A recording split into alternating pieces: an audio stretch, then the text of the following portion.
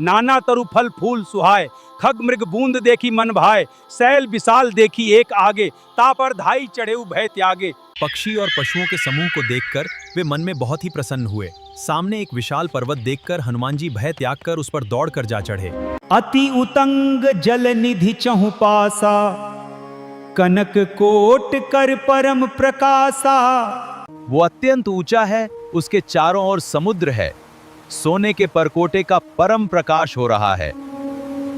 कनक कोटि विचित्र मणिकृत सुंदरायतना घना, चौहट्ट हट्ट सुबट्ट बीथी चारुपुर बहुविधि बना। गजबाजी खच्चर निकर पदचर रथ बरूथनी को गने, बहुरूप निशिचर जूथ अति बल सेन बरनत नहीं बने। विचित्र मणियों से जड़ा हुआ सोने का परकोटा है, उसके अंदर बहुत से सुंदर सुंदर घर हैं, चौराहे, बाजार, मार्ग और गलियां हैं। सुंदर शहर कई तरह से सजा हुआ है। हाथियों, घोड़ों, खच्चरों के साथ साथ पैदल सैनिकों और रथों के समूहों की गिनती कौन कर सकता है। अनेक रूपों के राक्षसों के दल हैं, उनकी अत्यंत बलवती सेना वर्णन करते नहीं बनती। ये सब अद्भुत है। पुर रखवारे देखी बहु कपि मन किन विचार, अति लघु रूप धरो निसी नगर करूं पैसार। नगर के बहुसंख्यक रखवालों को देखकर हनुमान जी ने मन में विचार किया कि अत्यंत छोटा रूप धरूं और रात के समय नगर में प्रवेश करूं। मस्क समान रूप कपिधारी, लंका ही चले उस सुमिरी नरहरि, नाम लंकिनी एक निशिचरी, सोक चले सी मोहिनिंदरी। हनुमान जी मच्छर के समान रूप धारण कर नर रूप से लीला करने वाले भगवान श्री रामचंद्र जी का स्मरण करके लंका को चले। लंका के द्वार पर लंकिनी नाम की एक राक्षसी रहती थी। वो बोली, बिना मुझसे पूछे कहां चला जा रहा है। जाने ही नहीं मरमु सठ मोरा, मोर आहार जहां लगी चोरा, मुट्ठी का एक महाकपि हनी, रुधिर बमत धरनी धनमनी। हनुमान जी ने कहा, हे मूर्ख, तूने मेरा भेद नहीं जाना। जहां तक चोर हैं वे सब मेरे आहार हैं। महाकपि हनुमान जी ने उसे एक घूंसा मारा, जिससे वह पृथ्वी पर लुढ़क पड़ी।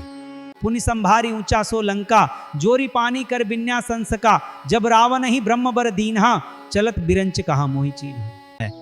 वो लंकिनी फिर अपने को संभाल कर उठी और डर के मारे हाथ जोड़कर विनती करने लगी। वो रावण को जब ब्रह्मा जी ने वर दिया था, तब चलते समय उन्होंने मुझे राक्षसों के विनाश की ये पहचान बता दी थी। विकल होस्तै कपि के मारे, तब जाने सुनिशिचर संहारे, तात मोर अति पुण्य बहुता, देखेऊ नयन राम कर दूता। जब तू बंदर के मारने से व्याकुल हो जाए, तब तू राक्षसों का संहार हुआ जान लेना।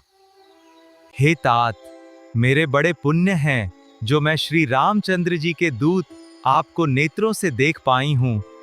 प्रबिसी नगर कीजे सब काजा, हृदय राखी कौशलपुर राजा, गरल सुधारि पुकर हिमिताई, गोपद सिंधु अनल सितलाई। अयोध्यापुरी के राजा श्री रघुनाथ जी को हृदय में रखे हुए नगर में प्रवेश करके सब काम कीजिए, उसके लिए विष अमृत हो जाता है, शत्रु मित्रता करने लगते हैं, समुद्र गाय के खुर के बराबर हो जाता है, अग्नि में शीतलता आ जाती है। मंदिर मंदिर प्रतिकरी शोधा, देखे जहां तहां अगणित जोधा, गयो दशानन मंदिर माही, अति विचित्र कही जात सो नहीं।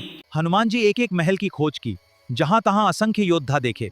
फिर वे रावण के महल में गए। वो अत्यंत विचित्र था, जिसका वर्णन नहीं हो सकता। शयन किए देखा कपि तेहि, मंदिर महुन दीखी बैदेही, भवन एक पुनि देख सुहावा, हरि मंदिर ता भिन्न बनावा। हनुमान जी ने उस रावण को शयन किए देखा, परंतु महल में जानकी जी नहीं दिखाई दी। फिर एक सुंदर महल दिखाई दिया, वहां भगवान का एक अलग मंदिर बना हुआ था। शयन किए देखा कपि तेहि, मंदिर महुन दीखी बैदेही, भवन एक पुनि देख सुहावा, हरि मंदिर ता भिन्न बनावा। हनुमान जी ने उस रावण को शयन किए देखा, परंतु महल में जानकी जी नहीं दिखाई दी। फिर एक सुंदर महल दिखाई दिया, वहां भगवान का एक अलग मंदिर बना हुआ था। लंका निशिचर निकर निवासा, यहाँ कहाँ सज्जन कर बासा, मन महु तरक करे कपिलागा, तेही समय विभीषण जागा। लंका तो राक्षसों के समूह का निवास स्थान है, यहाँ सज्जन का निवास कहाँ?